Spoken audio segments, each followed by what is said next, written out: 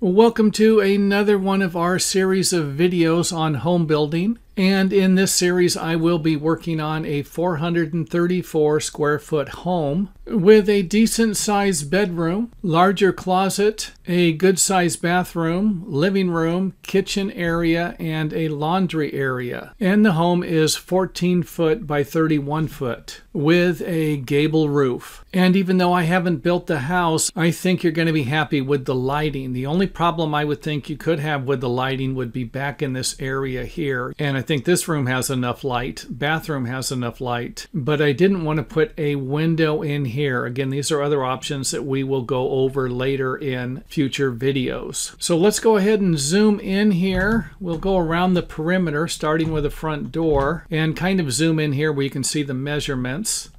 We have a 4 foot by 42 inch or 3 foot 6 window, 4.0 by 3 foot 6 window, 3 foot door.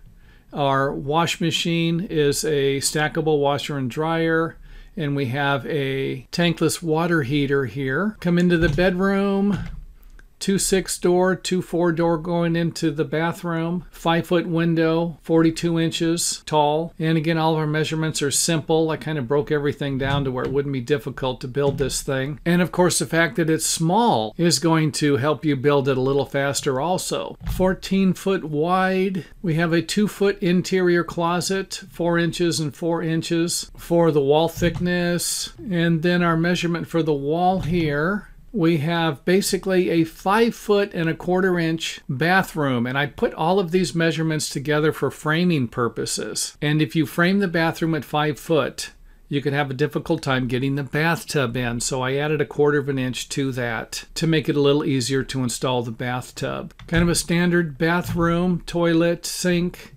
some shelving, towel bar, living room, again our windows. Everything, all of our measurements again are simple.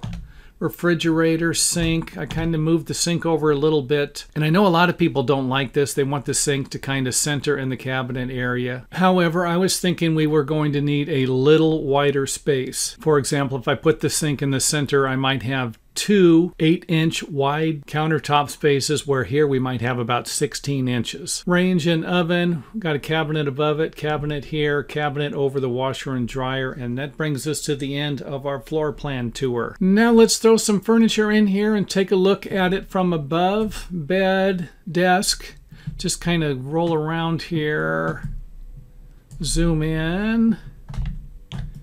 Kitchen, cabinet, zoom in a little closer. Refrigerator, small window, upper cabinets, washer and dryer unit stackable. Swing around to the door here, front door, window. Go ahead and swing around to the TV. You can hang the TV on the wall to save some space.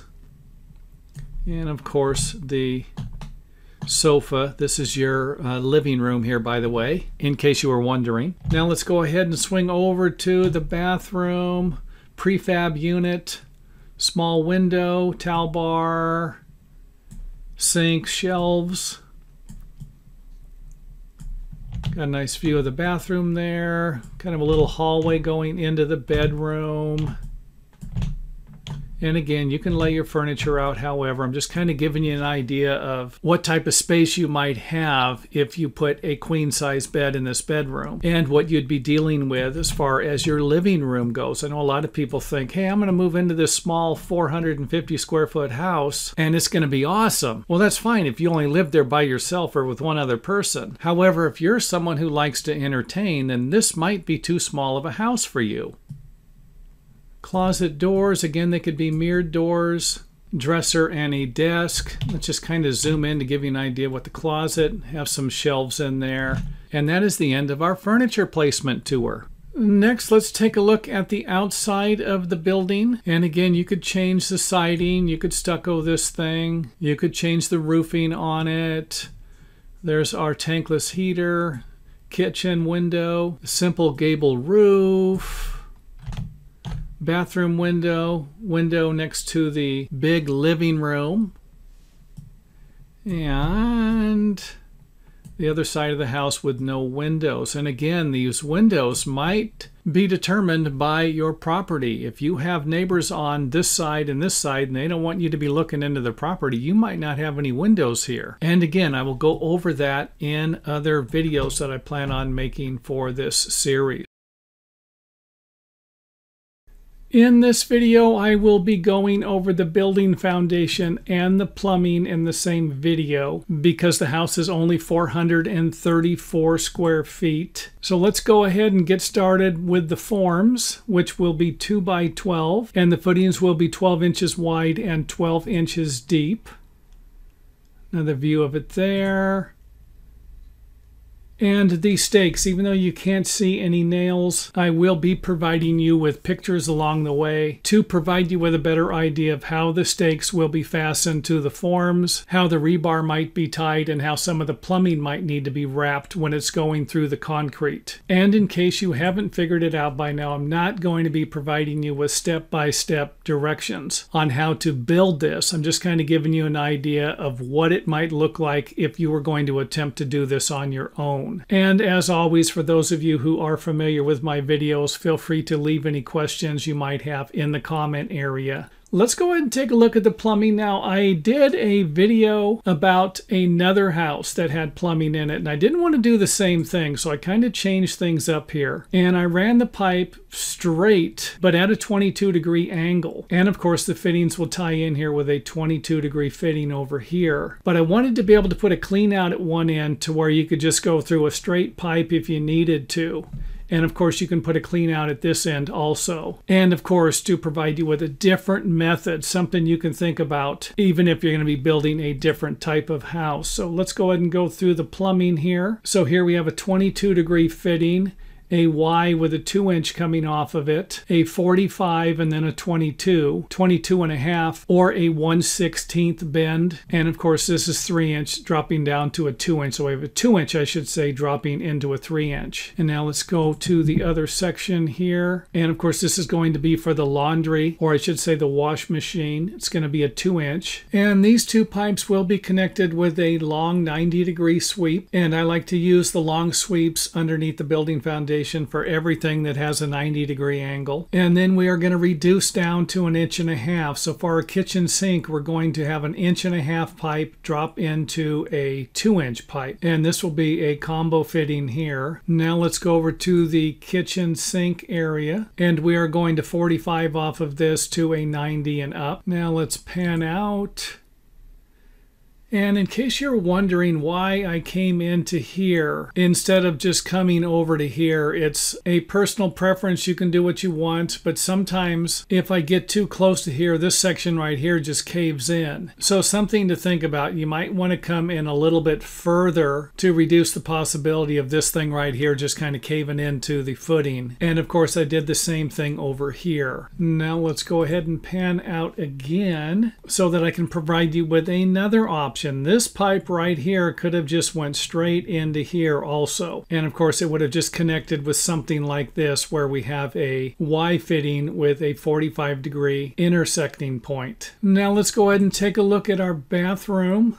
First up on the list is our toilet, and then we have another combo that comes off to a 90 and then to a Santee and then over to our bathtub. So this pipe will pick up our bathtub. And then I left all of this a 2-inch right here because you're supposed to have a vent for every fixture. And of course, if you did need to add another vent, you could simply add it right here and then come into the wall. So it would be something that would look like this, just be a little bit shorter. But I don't think we're going to need a vent because I'm allowed to go quite a distance here with the 3-inch pipe. I believe it's about 6 feet before I pick up my vent, and this is actually going to be a wet vent for the sink in the bathroom. So I really don't see a problem with this setup. However, now would be a good time to point out that you would need to check with your local building department to verify whether or not you could actually use any of the stuff I've designed here. And of course, that would count for the rest of the house also.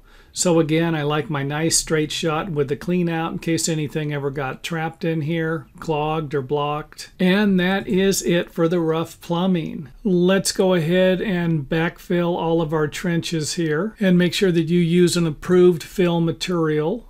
And even though you probably won't be able to get them nice and square like this, you'll be able to round them off somehow. And of course, our block out form for the bathtub drain. Make sure that you do not forget that. Our rebar for the footings. And in our example, we're going to be using 1/2 inch or number 4 rebar. And all of the splices need to be at least 20 inches long. However, you can make them a little longer. I like to make mine at least 22 inches. And we are using 20-foot rebar to minimize the breaks. You can use 10-foot stuff if you want to. It's not going to be a big deal. And of course, it just goes all the way around the footings. Splice again or lap, and it's usually about 3 or 4 inches from the top and 3 or 4 inches from the bottom. And again, I'm not trying to provide you with structural engineering information. You might need to contact an engineer for more information on the design of the building foundation. And we have number 4 rebar going in both directions, spaced 24 inches on center. So for example, this would be spaced 2 foot, 4 foot, 6 foot. This would be 2 foot, 4 foot, 6 foot. And of course, this can be spaced closer together also. For example, 16 inches on center is a common spacing for something like this. Now let's take a look at the other side. You can see here it's 24 inches all the way across except for this area here. Another view of it there. Here we had to move some of the rebar because of the tub box. So I just went ahead and put one on this side and then one on this side to make up for the pieces here that aren't connected. Close-up view of it there. Another view of it. Let's go ahead and take a look at our anchor bolts. And we're going to be using 1/2 inch anchor bolts that are going to be about 14 inches long. You might be able to use smaller ones. Feel free to check with your local building authorities. And the maximum spacing on that is going to be 6 feet. They cannot be spaced more than 6 feet apart. And if you notice these two are spaced closer together, that's because there's going to be a framing plate break right here. You need to have an anchor bolt within 12 inches of the break. That's why there are 2 right here. And of course, at the corners, they will be a little closer together also. Another view of everything there. At this end, you can see the anchor bolts are going all the way around. And after you have completed all of this, you can call for your inspection and pour your concrete. And then once it has dried, you can strip the forms and get ready for the next phase of your home building project.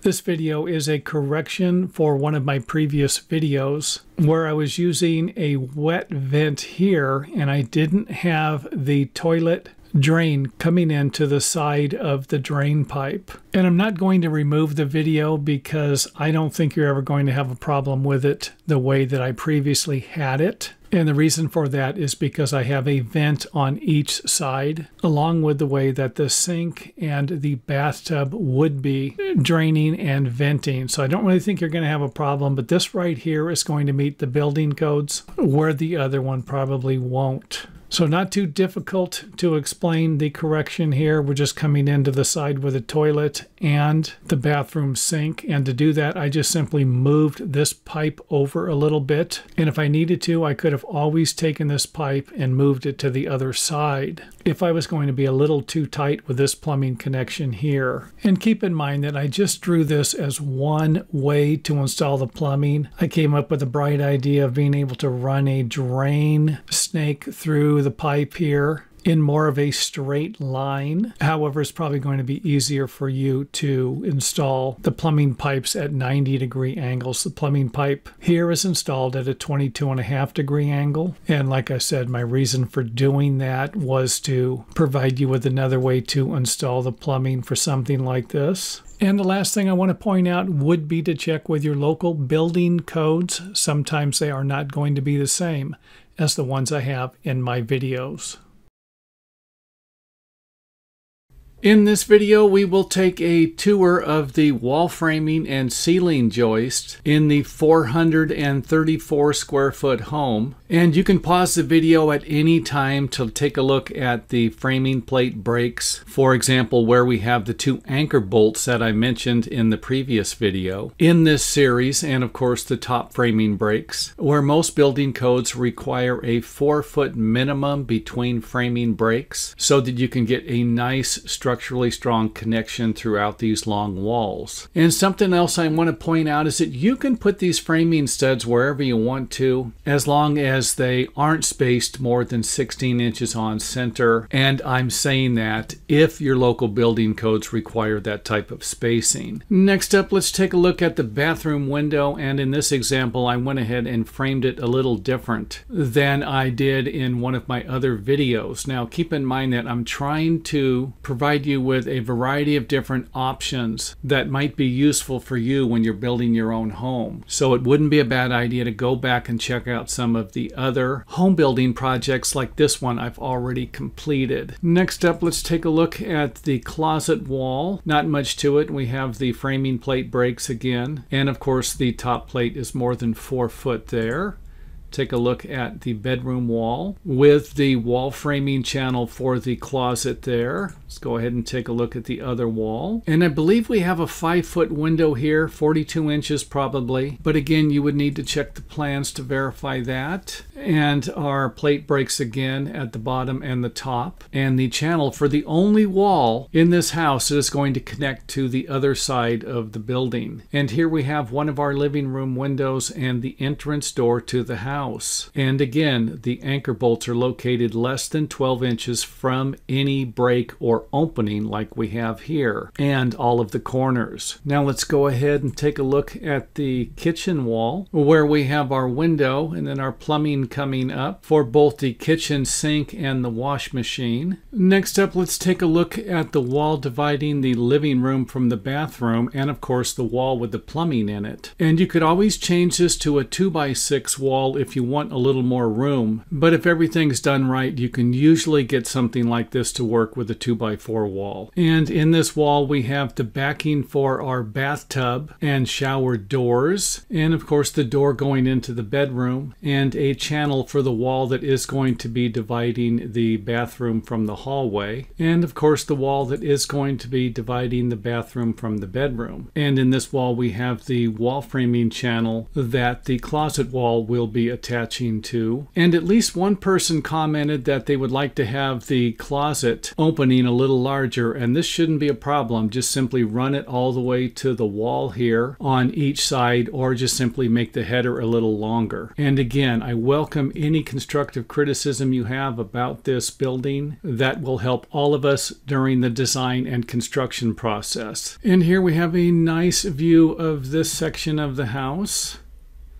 Another view of the other section, and of course a view of the top of the wall framing. And here we can see the living room. The kitchen's going to be over here, bathroom, hallway going into the bedroom, and of course the closet. Next up, let's add our ceiling joist, and they're going to be spaced 16 inches on center with all of our ceiling backing over the walls, and of course the staggered midspan blocks that will go all the way through the building. And of course you could always line a couple of these blocks up and put some straps on them to make a little stronger connection at the ends. And of course you could attach some framing hardware to the ceiling joist to get a stronger connection from this side of the house to the other side of the house. And I might even make another video on that to provide you with ways to make this house even stronger. But since it's not a very large house and there's not a lot of large windows in it, then I would think something like this would be strong enough for most structural engineers. But again, I'm not an engineer, and if you're going to build something like this in your area, a structural engineer might be required. And here I have the ceiling backing with the block notched, and I believe this block will attach to the gable stud. And of course you could always put a framing anchor here to make a tighter connection between the wall and the ceiling. Now let's pan out and take a look at the rest of the ceiling backing here, and the notches that are going to be in our 2x8 ceiling joist so that the corners don't stick up into the roof sheathing. And you could always nail a 2x6 so that the ceilings on both sides of the walls will have the backing in the corners for the drywall.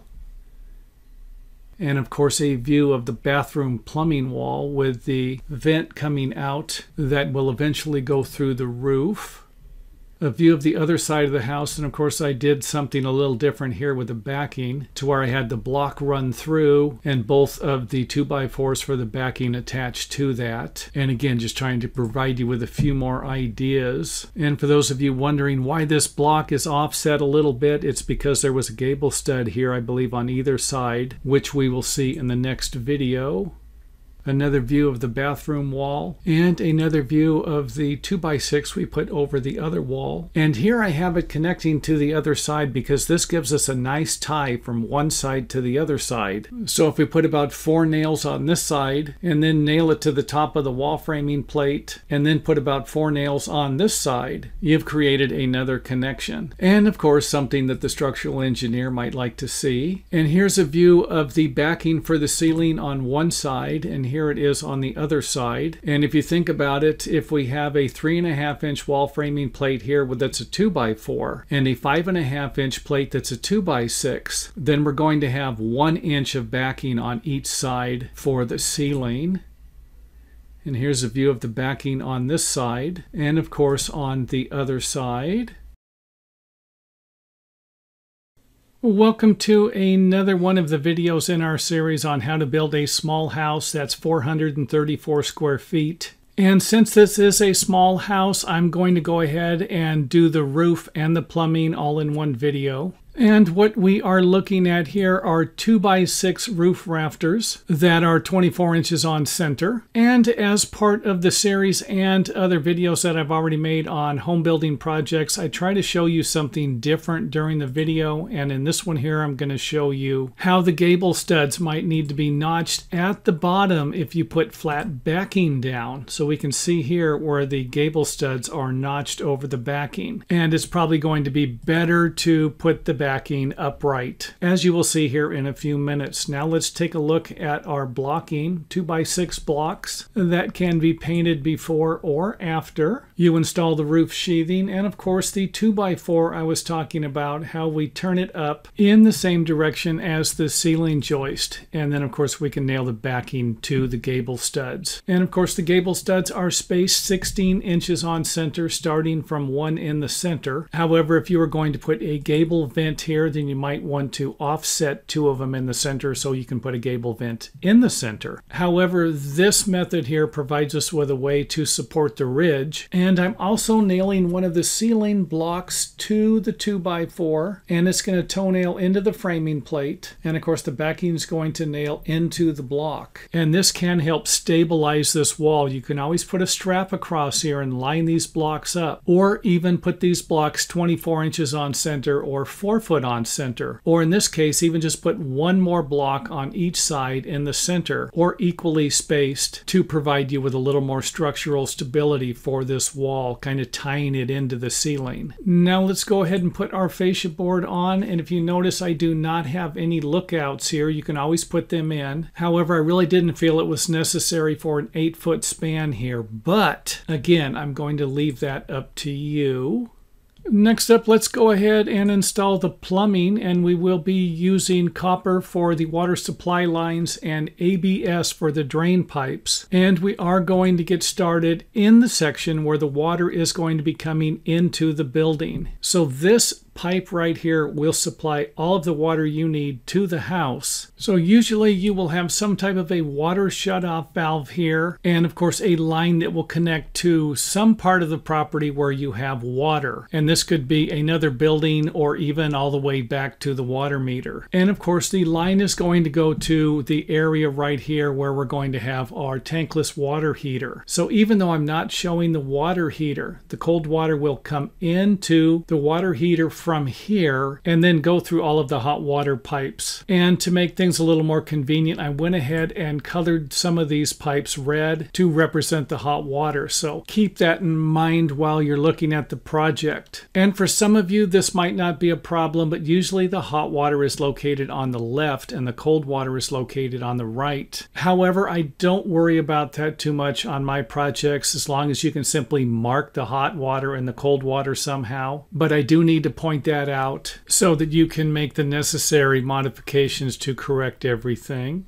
Let's go ahead and take a look at the pipes running through the ceiling. And this is all 3/4 inch pipe until we get to the bathroom. And when I say 3/4 inch pipe, I'm running 3/4 inch pipe all the way to the bathroom, but you can always run 1/2 inch pipe from here down. And realistically, if you don't mind flushing the toilet while someone's in the shower and then all of a sudden giving them a burst of cold water, then you could probably run 1/2 inch throughout the entire house without any problems besides that one. Now, the reason why I went on this side of the window with the water supply was because this area was a little busy with this one pipe here. So I could have got the water pipes around here, but what's the big deal? Just run this a little bit farther, come on down, and then shoot it across here. And again, as always, you can change this stuff. I'm just providing you with one way to do this. And in this example here, I have the drain on this side of the window trimmer and the window king stud, because most building departments don't want you to drill this big old hole through this thing, so you need to go around it. And these pipes might need to come into this bay a little bit, but I don't think they're going to have to, because I looked at the floor plan and it looks like it'll be a few inches into the cabinet. However, if you need a little more room, feel free to drill your holes through here and move the plumbing over. And again, keep in mind that some of this stuff is meant to provide you with other options, because what I'm trying to do is create a group of videos with a variety of different plumbing and framing scenarios that you can go back and look at and say, hey, okay, this one here will work for me, this one won't. So keep that in mind while you're watching the videos also. Now here we have a clean out, and this clean out is going to clean out quite a bit of the pipe and is located in a good spot. And you can always go back and look at the foundation plan. And I believe that's about the second or the third video in this series, where we have the plumbing coming down here under the slab and then picking up the wash machine pipe and then coming all the way over to here and then out the building. So this clean out here will clean all of this out if there's ever a problem. And then the clean out in the back here will clean this pipe out if there's ever a problem. So pretty convenient. Now let's go ahead and remove the ceiling joist so we can get a better view of the plumbing here.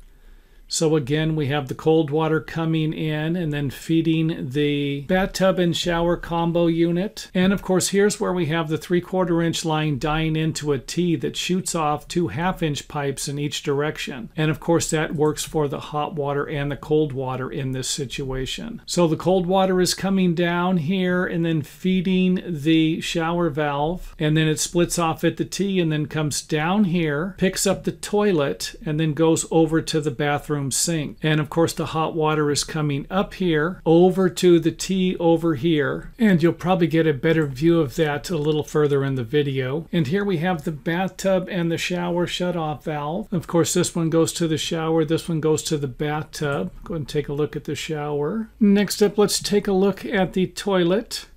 So here we have the water supply for the toilet and then the water supply for the sink, and of course this is the cold water. Another view of it there. The sink, the hot water, and the cold water. Hot water going around here, and here we have the vent for the sink, and I'm keeping this at 2 inches because I'm also using it as a vent for the toilet. So both of these are at 2 inches, where normally you could have another vent for the toilet separately and then use 1.5 inches for your vents here and then have a 2-inch vent for the toilet. And of course I have the Santee turned upside down for the vent. And of course, here's another view of the plumbing where the hot water is coming into a T, 3/4 inch, and then splitting off into 2 1/2 inch water lines. Throw our framing back in, fascia board, and that is it for our plumbing. Let's go ahead and take a look at the top of the roof. And since we're here, we might as well sheet it. That's how fast we can sheet this thing on the computer model. And let's just go ahead and take a exterior tour to get an idea how the plumbing pipes come out through the roof. And as always, we are coming to the end of our video here. And the last thing I want to point out in this video will be to consider using some type of exterior grade plywood or even OSB, something that you're going to be painting, because this is going to be a finished section of the house. And again, I will leave that up to you, whether or not you take that advice or not. In this next video, I am going to provide you with some ideas on how a foundation can be assembled for a raised floor in our small one-bedroom house. So in the previous example, I showed you how you could build the foundation for a solid concrete slab with footings. And in this one, we're going to use stem walls. And I would also like to point out that the measurements in this video might be different on your project. However, I am going to provide you with some of them as we go along. And I will start with the footings here that are going to be 12 inches wide and 12 inches deep, or 1 foot by 1 foot, and our walls are going to be 18 inches tall. And we are also going to need to block out for an access hole so that we can get underneath the house to fix plumbing, electrical, or anything that might be a problem in the future. And after you have firmly secured the outside perimeter of the building foundation, you can go ahead and start installing the interior section of the forming. And the forms are going to be spaced 6 inches apart so that we have a stem wall that is going to be 6 inches wide. And the access hole for most building codes is going to be 18 inches tall by 24 inches wide. And we made ours a little bit larger than that, but you can see how all you need to do is install a couple of boards here and firmly attach them to the building forms. Next up, let's go ahead and install the rebar. We're going to keep it about 2 to 3 inches away from the wood and center it in between the forms. And we are going to be using number 4 or 1/2 inch rebar. And as you can see, the bottom piece of rebar continues through the footing and the upper 2 will stop at the block out. And your concrete foundation might require 2 pieces of rebar at the bottom. And don't forget to check with your local building department to make sure that you have all of the building code questions that you have answered. And of course, you're not always going to get that from videos on YouTube or even the correct information on YouTube. Trust me on that one. And I'm not about to suggest that I'm always going to be able to provide you with the correct information also. And one of those things to check would be the minimum distance that the rebar can lap. It's usually going to be 40 times the diameter, which would be about 20 inches. And I like to have my laps a minimum of 24 inches. However, if 20 inches is the minimum, we don't need to get carried away. And hopefully this makes sense with the rebar. And another view without the forms. And of course, a view with the anchor bolts before we put the forms in. And again, this is something you can't always do on the job site. However, with this modeling stuff, you can zoom right into anything you want. And one of those things will be the fact that we're going to need anchor bolts within 12 inches of the break. And that would be the framing plate breaks, which I will provide you with in a few minutes here. And sometimes the rebar is going to connect to the anchor bolts, and sometimes it's going to be a problem, especially if you're going to be using 2x4 framing plates, along with trying to center the rebar in between the 6-inch stem wall. Next up, let's get our inspection if we're getting one, and if not, then it's time to pour the concrete and strip the forms after it dries, of course. And again, a good look at the anchor bolts in the corner. You need to make sure that you're laying out the anchor bolts for your framing plate breaks. And if you don't walk away from anything in this video, make sure that you lay them out to miss all of the joist also. And I can't tell you how many times I've worked on a project where that just wasn't the case. And here is the example I was referring to where the anchor bolts are within 12 inches of the break on each side. And we even moved the anchor bolts in a little bit so that we didn't need to notch so much out of the rim, but you can do it however you want to, and even use 2x6 sill plates. And another thing I like to do is to run the sill plate past the opening here, even though you don't have to do that, especially if you need a little more room for access. And now let's go ahead and install our floor joist along with our mid-span blocks, and the blocks we're going going to use to support our walls that are going to run parallel to the floor joist. So let's go ahead and take a closer look at the blocks along with our doubler so that we can support the joist. And even though I did not install a hanger, you might want to install hangers here, even if you are going to be using 2x6 framing plates. And we will also need to cut out sections of the rim joist so that we can install some vents so that we can have some crawl space ventilation if that is what you need. I know some people are building crawl spaces without ventilation, but again, that's something that you might want to double check on. I'm not entirely sold on that idea. And a view of the midspan blocks that are staggered so you can get better nailing. If you run them in a line, they won't be as easy to nail. Next up, let's go ahead and take a look at our wall framing. And we're blocking instead of installing double joist underneath the walls. And that might not be necessary on this side. You could always install a double joist under this wall. However, it's going to be difficult to install a double joist under any wall that you're going to be installing plumbing pipes in. So this method here might be preferred to the double joist. And hopefully that makes sense. Another view of it there.